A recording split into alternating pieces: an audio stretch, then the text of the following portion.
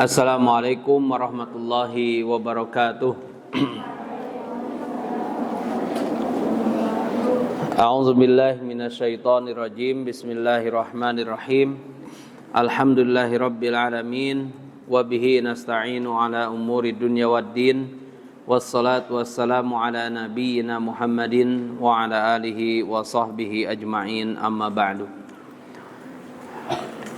Para santriwati, para ustadzat yang semoga Allah muliakan, insyaallah pada kesempatan kali ini kita akan melanjutkan pembahasan kitab Riyadhus Shalihin. Sekarang memasuki bab baru, bab 18 ya, bab 18 mengenai larangan tentang larangan bid'ah. Larangan perkara bid'ah dan hal-hal yang baru dalam masalah ibadah. Bab berapa? Bab 18. Adapun urutan hadisnya adalah hadis ke 169. Hadis ke 169 di kitab Riyadhus Shalihin. Al-bid'ah hiya tariqatul mukhtara'ah fid dini tudahi syari'ah yuqsadu biha ziyadatut taqarrub ila Allah walam yakum ala sihhatihi dalilun syar'iyyun sahihun aslan aw wasfan. Di sini Syekh Abi Usamah Salim Ibnu Id Al-Hilali yang memiliki kitab Bahjatun Nadhirin Syarah Riyadhus Shalihin mengatakan bahwa bid'ah adalah suatu jalan dalam agama yang diada-adakan tanpa dalil, menyerupai syariah dengan maksud taqarrub kepada Allah, dengan maksud apa?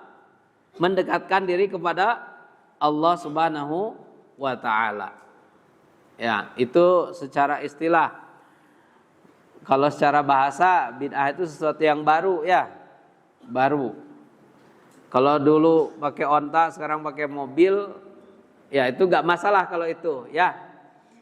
Ini maksud perkara bid'ah yang dimaksud, yang dilarang itu adalah sesuatu amalan yang tidak ada contohnya dari Rasulullah, tidak ada dalilnya, ya, tidak ada dalilnya. Maka itu tidak boleh. Tidak ada dalil syar'i yang sahih, baik teks maupun atau baik ucapan maupun perkataan atau perbuatan, contoh dari Rasulullah tidak ada. Adapun dalil mengenai bid'ah ini banyak sekali, ya, baik di dalam Al-Quran maupun As-Sunnah atau perkataan ulama-ulama salaf mengenai apa? Mengenai buruknya perkara bid'ah atau peringatan untuk menghindari bid'ah ini. Kenapa? Karena bid'ah itu adalah perkara yang paling dicintai oleh setan daripada maksiat. Ya. Bid'ah itu. Kenapa? Karena orang yang berbuat maksiat itu kadang tahu bahwa itu adalah haram, misalkan gitu ya. Orang yang meminum khamar misalkan, meminum minuman keras, itu kan maksiat. Orang itu tahu bahwa itu haram dan dia taubat, sudah. Adapun bid'ah kadang orangnya menganggap bahwa itu baik, bahwa itu bagian dari agama. Ya, maka kebid'ahan itu lebih buruk daripada maksiat. Tapi keduanya harus ditinggalkan, nggak boleh dilakukan, ya, nggak boleh dilakukan. Di sini disebutkan wahya ahabbu ila syaiton minal ma'asi. Bid'ah itu paling disukai oleh setan daripada maksiat. Allah Subhanahu wa taala berfirman dalam surat Yunus ayat 32. Famadza ba'dal haqqi illa dhalal. Maka apalagi setelah kebenaran kecuali kesesatan, ya. Jadi kebenaran itu, hak itu sudah jelas. Apa itu yang dimaksud dengan hak? Ma'rifatu hudal kitab, kitabi was sunnah wa fahmi salafi bidalilihi nasson aw istinbaton. Al-haq itu adalah mengetahui petunjuk dari kitab dan sunnah, dari Al-Quran dan As-Sunnah, dan pemahaman salafus soleh, pemahaman ulama-ulama terdahulu, ya. Kemudian dalam surat Al-An'am ayat 38. Surat apa? Al-An'am ayat 38. Ma farratna fil kitabi min syai'in. Kami tidak meninggalkan sesuatu apapun dalam kitab. Jadi semuanya sudah ada, ya, semuanya sudah ada. Bahwa Allah memberitahu dalam Al-Quran bahwa Quran itu sudah mencakup semua kebutuhan hambanya, ya, semua kebutuhan hambanya, baik itu secara tertulis maupun secara isyarat. Jadi semua sudah terdapat dalam Al-Quran. Begitu juga As-Sunnah yang datang untuk menjelaskan dalam hal-hal yang global dalam Al-Quran, dijelaskan oleh sunnah, oleh hadis.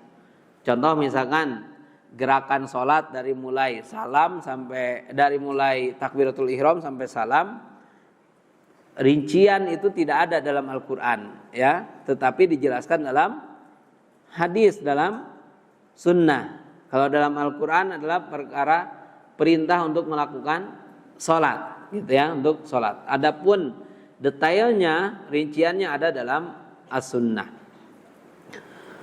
Kemudian dalam surat An-Nisa ayat 59, fa in tanaza'tum fi syai'in farudduhu ilallahi war rasuli. Jika kalian berselisih terhadap suatu perkara, maka kembalikanlah kepada Allah dan Rasulnya.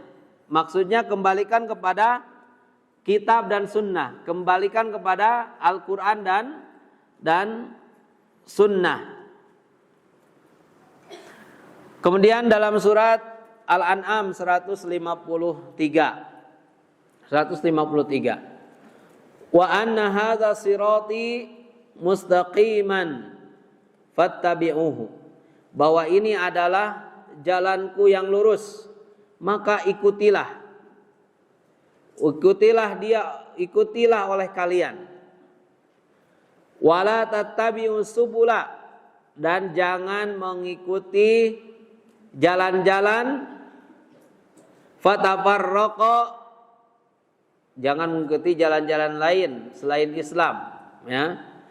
Fatafarraqa bikum an sabili, maka jika mengikuti jalan-jalan selain Islam itu akan bercerai-berai, ya.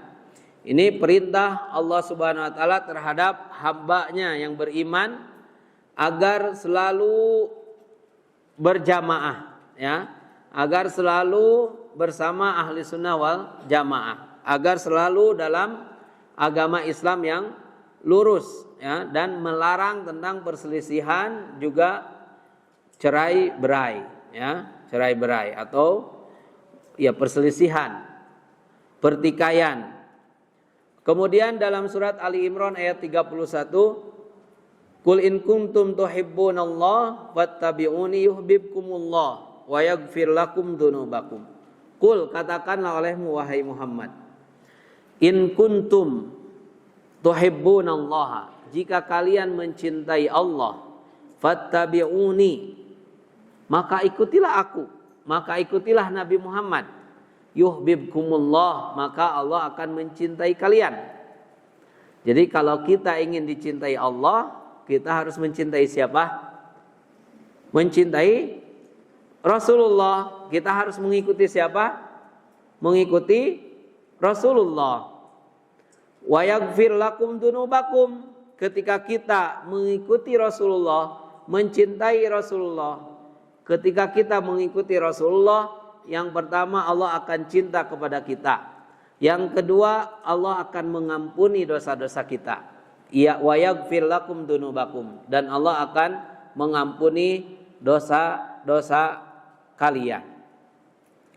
Dan ayat yang lainnya juga banyak ya. Ini di antara ayat-ayat yang menerangkan tentang bahwa kita ini harus mengikuti Al-Quran dan Sunnah melalui pemahaman ulama-ulama terdahulu ya. Jadi dan larangan tentang menjauhi perkara yang tidak ada dalilnya ya, baik dalam Al-Quran maupun As-Sunnah. Kemudian hadisnya juga banyak mengenai larangan bid'ah itu ya, larangan mengada-ngadakan dalam agama. Di antaranya hadis yang pertama atau hadis yang ke-169 dalam kitab Riyadhus Shalihin. Hadis yang pertama di bab ini, bab 18. An Aisyah radhiyallahu anha, dari sahabat Aisyah radhiyallahu anha, semoga Allah meridhoinya. Qalat, beliau berkata, qala Rasulullah sallallahu alaihi wasallam, Rasulullah sallallahu alaihi wasallam bersabda, man ahdasa fi amrina haza laisa minhu fahuwa raddun.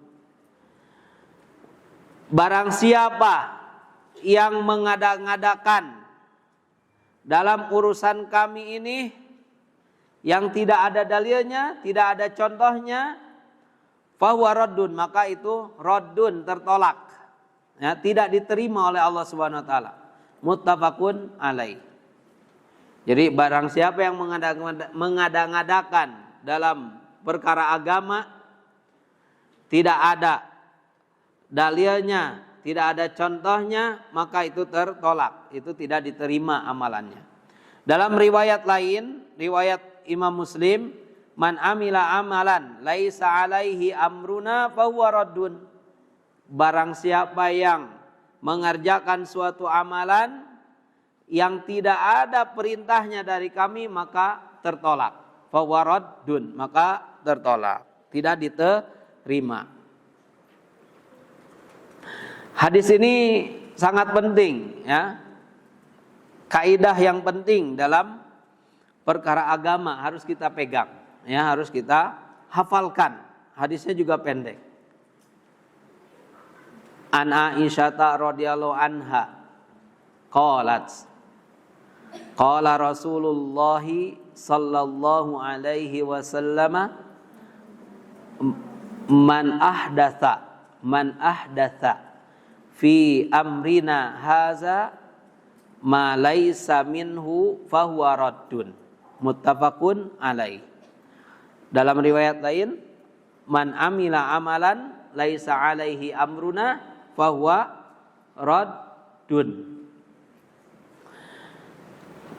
Taib, raddun maksudnya adalah mardud, tidak diterima ya, ditolak. Jadi capek-capek ya tidak diterima ya, karena nggak ada contohnya.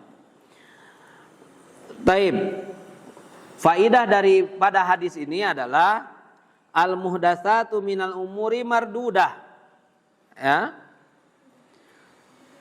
Perkara yang diada-adakan dalam agama, dalam ibadah, mardudah, itu tidak diterima oleh Allah Subhanahu wa taala. Bahkan nanti hari kiamat itu tidak akan menambahkan timbangan amal kebaikan ya, tidak akan menambahkan timbangan kebaikan. Misal nanti sholat duhur ini hanya 4 rakaat. Saya ingin lebih, ya, ingin lebih supaya banyak pahalanya. Tambah 1 rakaat jadi 5. Diterima nggak? Tidak, ya, tidak diterima. Atau puasa misalkan, puasa, saya ingin puasa tiap hari, saya ingin puasa 40 hari, gitu ya. Tidak makan, tidak sahur, atau makannya yang putih-putih, ya, minumnya putih-putih, puasa mutih katanya. Itu juga perkara yang bid'ah, ya, tidak boleh tidak boleh dilakukan, ya, tidak boleh dilakukan. Kemudian faidah yang kedua, bayyanal haditsu annal muhdasati bid'un wa kullu bid'atin dolalah. Hadis ini menjelaskan bahwa segala perkara yang baru dalam ibadah tidak ada dalilnya dalam Al-Quran dan Sunnah, tidak dicontohkan oleh Rasulullah, maka itu termasuk perkara bid'ah. Wa kullu bid'atin dolalah, dan setiap perkara bid'ah itu dolalah, sesat. Ya, segala perkara bid'ah dalam agama, ya, dalam agama itu dolalah, itu sesat. Ya, maka dalam perkara ibadah itu tidak ada bid'ah hasanah, bid'ah sayyi'ah, ya, dalam agama atau dalam perkara ibadah, kecuali bid'ah menurut bahasa, ya, menurut bahasa. Kemudian faedah berikutnya, jami'ul uqudil manhi anha batilah wa kadzalika samaratuha. Semua akad yang terlarang itu adalah batil, ya, batil. Begitu juga cabang-cabangnya, ya, itu adalah perkara yang batil. Segala akad yang dilarang itu termasuk perkara yang batil, ya. Batil itu kebalikan dari hak.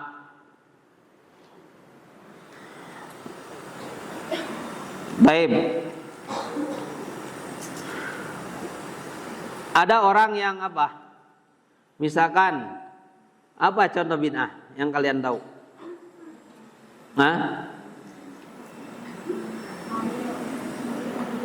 Yang dianggap itu adalah ibadah untuk mendekatkan diri kepada Allah Subhanahu wa taala, padahal tidak ada contohnya. Itu. Terus apa lagi? Naam, semua? Talibah ada yang tahu?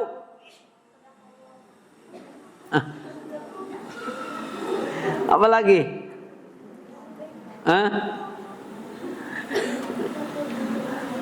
Apa lagi? Terus kalau ada orang yang meninggal itu apa? Ada seremonial ngaji Quran selama 7 hari, 10 hari, setahun, ulang tahun kematian, haulan. Nah, itu juga, ya, sesuatu yang bid'ah, yang diada-adakan. Maksud mereka untuk mendekatkan diri kepada Allah, untuk apa? Supaya pahalanya ngalir kepada si mayat, gitu ya. Tapi tidak dicontohkan.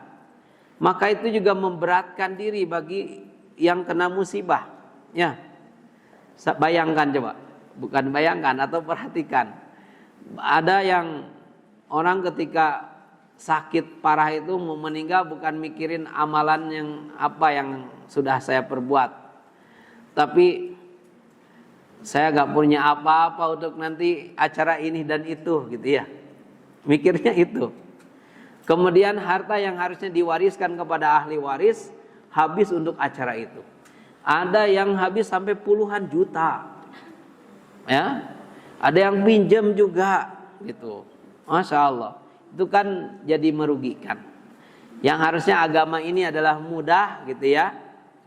Tetapi orang-orang yang senang terhadap perkara bid'ah menyulitkan diri sendiri, ya. Mudah-mudahan antuna di sini menjadi daiyah yang bisa menjelaskan akan hal ini, ya. Tetapi perlu ilmu dalam menjelaskan ini, perlu ilmu. Tidak nanti ketika pulang ke rumah langsung ini haram, ini halal, ya harus ada caranya gitu ya. Ada caranya bertahap. Jadi bekali dulu ilmu kita, apalagi antuna sudah Masya Allah sekarang ada yang sudah menuntaskan hafalannya 30 juz, ada ya? Sudah ada, setorannya sudah selesai, ada yang sisanya beberapa juz, ada yang sudah banyak ya. Tinggal pahami artinya ya. Pahami artinya, pelajari, baca terjemahnya, baca tafsirnya, tanya kepada asati dan ustadzat tentang artinya dan maknanya ya. Kemudian dalami hadis-hadisnya.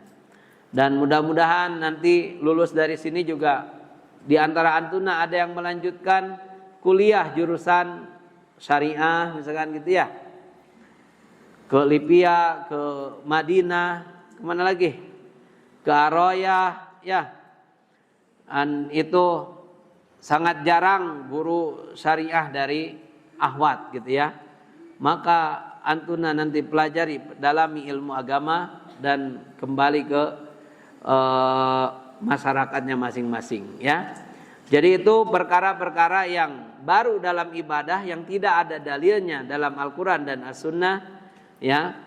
Itu adalah perkara yang baru yang disebut dengan bid'ah ya. Setiap bid'ah adalah sesat, setiap kesesatan di neraka.